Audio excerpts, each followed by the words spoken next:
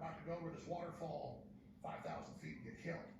And so it's people that are dialed in and conscious versus people that are unconscious in the middle versus evil that is driven by a very nihilistic, destructive force.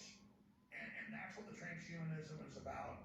I mean, I remember 30 years ago reading government white papers that were public that listeners sent me, medical people, that they had human-animal hybrids they could grow in cows for organ harvesting. And of course, that's been admitted for 20 years now. But just last week, hundreds of articles. Oh, we can grow humanoids for organ harvesting. Don't worry, though. They don't have consciousness. We've already raised them at undisclosed laboratories. And then it's in the MIT, reports that they've done it. Or I remember 30 years ago, oh, military bases have goats that are part spider that produce body armor out of their milk, but we don't show them to you. Then later they brought them out. And then, we have dire wolves living in an undisclosed location where we splice 13,000-year-old DNA with a regular wolf. And my point is, the future's been here for a while, it's just not evenly distributed. So you've got this super advanced sectors of technology, literally underground bases and facilities, and you've got an establishment, a very small technocracy that's even aware of those systems. Yes. And they don't want to give the general population access to that. So to them, they want a nuclear war. They think it's survivable at their underground bases. And Ian Fleming, former high-level OSS in MI6, wrote the James Bond books, became movies. Remember the 80s Moonraker with Roger Moore. And remember, there's a crazy billionaire with these other billionaires with an underground base in Brazil that's going to release a bioweapon on the Earth to kill everybody, but it only goes for a year. He's going to go up to space while everybody dies on Earth at their space station and then come back and repopulate the Earth. And he's a eugenicist. They only have the best specimens of the humans to do it.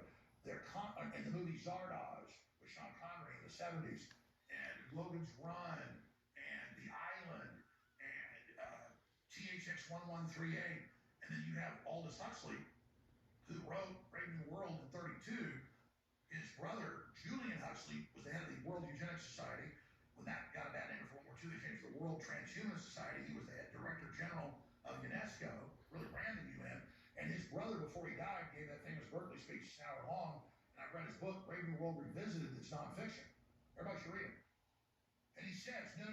The world's not going to be like Orwell with the SWAT team. That's for the 1% that might resist.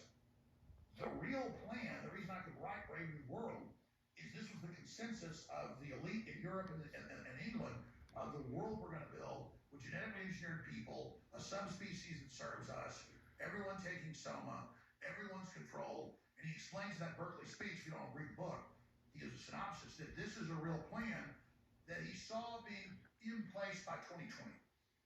And so you have to understand Brave New World is an instruction manual of what they want to do. They want to turn humans into a commodity. That's why Obama calls it the end of history, where there are no more cycles, where everything's controlled, where 90% of the world population is reduced. And maybe if you serve them right or whatever, the 10% is here, but there's these gods on Mount Olympus, or these Elysium demigods that are the technocrats that control everything. Everybody is wired into their brains, and the technocrats control the AI, and then they play God. Like Ray Kurzweil said, I don't believe in God yet, I'm going to become one. You all know Harari, I don't believe in God yet, but there will be one in the cloud of AI. And so, I'll just say this, the best laid plans of mice and men often go astray, as the famous writer said, and these people are prideful, they're satanic, yes. and it's all going to end in disaster. We have to choose God, we have to choose justice, we have to choose free will, and we have to get out of nature more, and we have to disconnect, from the system's lies, and then only go into the systems to basically tell the truth. And just know that if you're fighting evil, evil's going to come after you, but that's a blessing, and then it's very rewarding, and the experiences you have in that quest are the greatest experiences of my life. If you find out who's real, you find out who's not real. I just see the arrogance of these lawyers. It's warfare, it's lawfare, and through the agencies that are running them, and what they've done to me, they want to do to you. Like Trump said 1,000 times, they're not trying to get me, they got to get through me to get to you. That is true. And so that's why I do want to see action from the White House. I do want to see the Justice Department take action, because my case, because they felt like it's free game on me, that it's open season. They've been more transparent. I mean, it's illegal, in my view, Lord, to have the Justice Department fund these lawsuits. It's illegal to have the FBI go create these. It's illegal for Obama to list me as a national security terrorist. That would drag that for decades, and then all of this concerted is the stalking. All of this concerted is the racketeering, and that's what it is by definition, conspiracy against rights.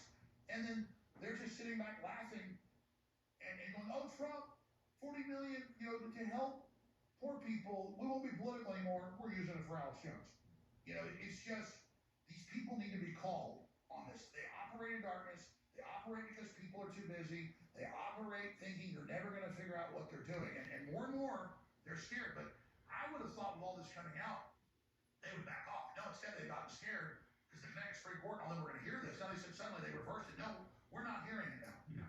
Because they think just shutting down, shutting up, it's not going to work when if they shut down InfoWars. And I don't throw fights.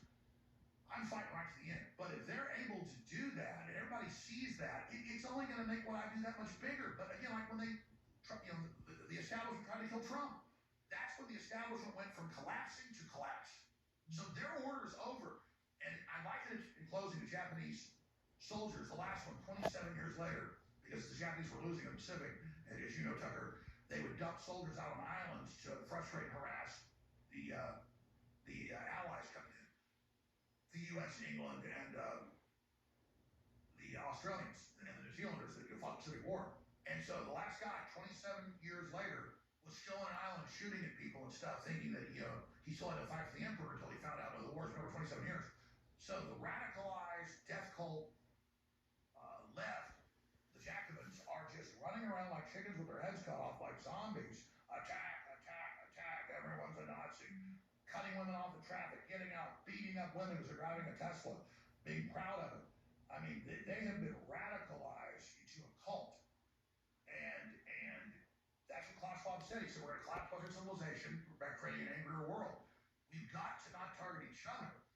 We've got to target the policies and ideas of the globalists and dismantle the policies and have a big tent to unify behind stopping nuclear war.